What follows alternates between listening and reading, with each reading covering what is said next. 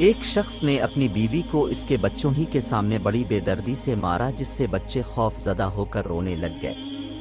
بچوں کا یہ حال دیکھ کر ماں رنجیدہ ہو گئی۔ جیسے ہی اس کے شوہر نے اس کے چہرے پر مارا تو روتے ہوئے کہنے لگی، میں بچوں کی وجہ سے رو رہی ہوں۔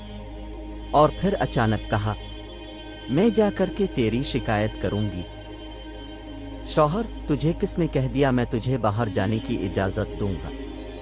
بیوی، کیا تیرا خیال ہے تو نے دروازے اور کھڑکیوں سمیت سارے رابطے کے دروازے بند کر دیے ہیں، اسی لیے تو مجھے شکایت کرنے سے روک لے گا؟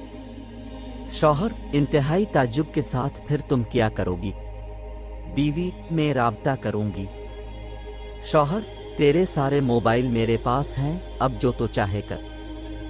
جیسے ہی بیوی حمام کی طرف لپ کی، شوہر نے سمجھا شاید یہ حمام کی کھڑکی سے بھاگنے کی کوشش کرے گی، اسی لیے شوہر بھاگ کر کے جلدی سے حمام کے باہر کھڑکی کے پاس کھڑا ہو کر انتظار کرنے لگا۔ جب شوہر نے دیکھا کہ یہ عورت نکلنے کی بالکل کوشش نہیں کر رہی ہے تو وہ واپس اندر آیا اور حمام کے دروازے کے پاس آ کر کھڑا اس کے نکلنے کا انتظار کرنے لگا۔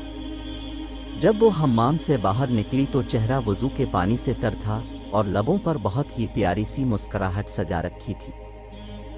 بیوی نے کہا، میں تیری صرف اس سے شکایت کروں گی جس کے نام کی تو قسم اٹھاتا ہے، اس سے مجھے تیری بند کھڑکیاں، تیرے مقفل دروازے اور موبائلوں کی ضبطگی سمیت کوئی بھی چیز نہیں روک سکتی، اور اس کے دروازے کبھی بند نہیں ہوتے۔ شوہر نے اپنا رخ بدلا اور کرسی پر بیٹھ کر خاموشی کے ساتھ گہری سوچ میں ڈوب گیا۔ اندر جا کر بیوی نے نماز ادا کی اور خوب لمبا سجدہ کیا۔ شوہر بیٹھا یہ سب دیکھ رہا تھا۔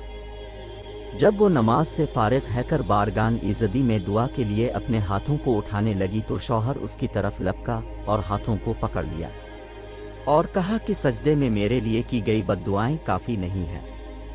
عورت نے پرسوز لہجے میں کہا کہ تیرا خیال ہے کہ میں اس سب کے بعد بھی جو تو نے میرے ساتھ کیا ہے اتنی جلدی اپنے ہاتھ نیچے کر لوں گی؟ شوہر، بخدا یہ سب مجھ سے غصہ میں ہوا ہے، میں نے جان بوجھ کر نہیں کیا۔ بیوی، اسی لیے میں تیرے لیے تھوڑی دعا پر اکتفا نہیں کر سکتی۔ بد دعائیں تو میں نے شیطان کے لیے کر رہی تھی جس نے تجھے غصہ دلایا، میں اتنی احمق نہیں ہوں کہ اپنے شوہر اور شریک حیات کے لیے بد دعا کروں۔ یہ سن کر شوہر کی آنکھوں سے آنسوؤں کی دھار لگ گئی اور اس نے بیوی کے ہاتھ کو بوسہ دیتے ہوئے کہا، میں آج اب سے وعدہ کرتا ہوں کبھی بھی آپ کو برائی کے ارادے سے ٹچ تک نہیں کروں گا۔ یہی وہ نیک بیوی ہے جس کے بارے میں اللہ اور اس کے رسول نے خیر خواہی کی تاکید کی تھی۔ تم ان کے بن کر رہو، وہ تمہاری بن کر رہیں گی۔